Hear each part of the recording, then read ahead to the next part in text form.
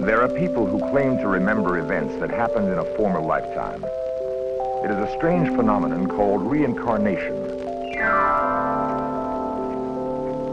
There's the story of Maria, a little girl who lived a long time ago in a coastal village of France. Maria had a special touch with living things. It was said she could cure animals and people of illness.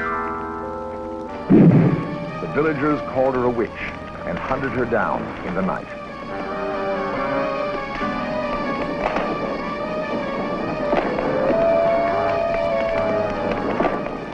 A girl living now remembers every detail of that horrible night as though it had happened to her.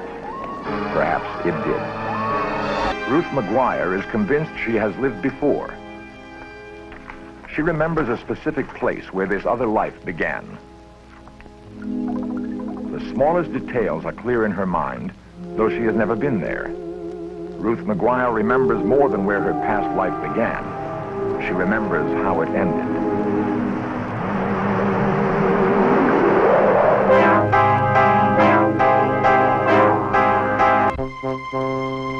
Men of vision are rare in any time. In the pioneering days of American industrial expansion, Henry Ford was such a man. In his later years, Ford would be acclaimed as the father of the assembly line. Ford's genius embraced another idea. He believed he was immortal. Ford thought that his essential being, or soul, would be reborn into another body. Reincarnation is a belief that has been expressed by every civilization known to man. The principles governing the cycles of birth, death, and rebirth are called karma.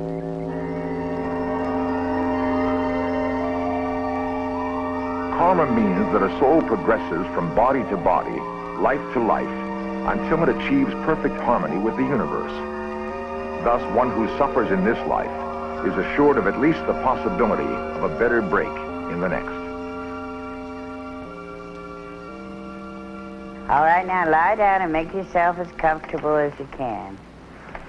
Dr. Helen Wambach is a clinical psychologist doing reincarnation research in San Francisco. Stretch the jaw. Using the technique of hypnotic regression, she will be the guide on a remarkable journey through time and space. And all discomfort leaves your body. And you're floating on a cloud, and your body is very, very heavy now. We're going to float back all around the world, back into past time. When I call out the name of a place, let images come into your mind. An image for the Far East, an image for Central Asia, an image for Europe, an image for the Near East and Africa,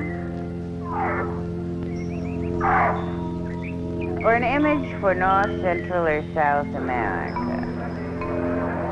Now choose. You have chosen. I'd more or less picked Scandinavia. I couldn't get out of the snow. The only real scenery was just rolling snow-covered hills, frozen ground. And it seemed like we traveled by foot most of the time from one fishing hole to another, it seemed.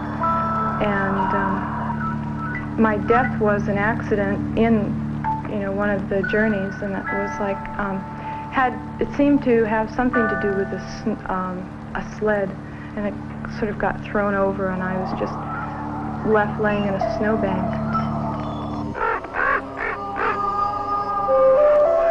It seemed to be on the foot of the steps of a pyramid, a temple. The ceremony that I was going to attend was attended by all the members of the village, all the surrounding villages, and it seemed to be a healing. There was some type of a healing going on what seemed to have been maybe the chief of the village. And I remember I had very strong belief that this was going to be helpful and very great interest. Dr. Wambach has regressed more than 2,000 persons in her search for scientifically valid data on the reincarnation experience.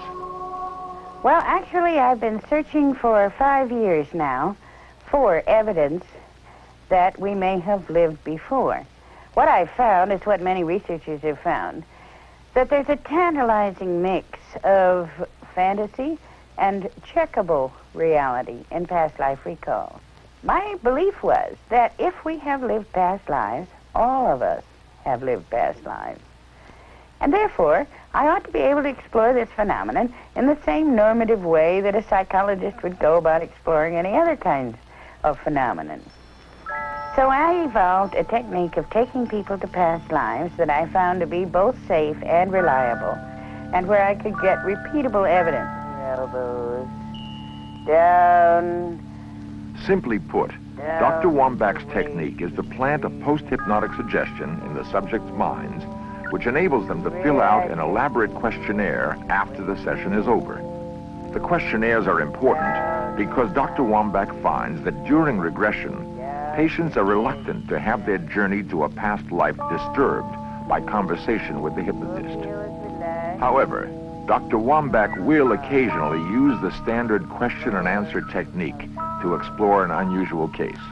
All right, now, Bob, I want you to go to a time when you are listening to some of the people around you talk, and you will hear the syllables, and you will be able to repeat them.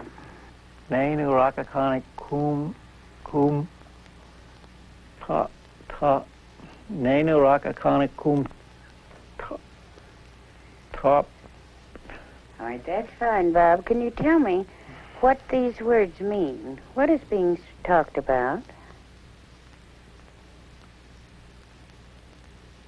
In regard to the day's labors, the dissatisfaction with the task, dissatisfaction with the job. How do you feel about this? Do you feel dissatisfied? I feel it's all in a day's time, and I'll soon be on my way away from it.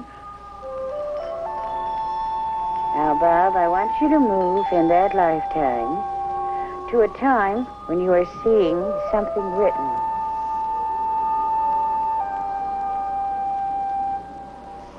Do you see anything?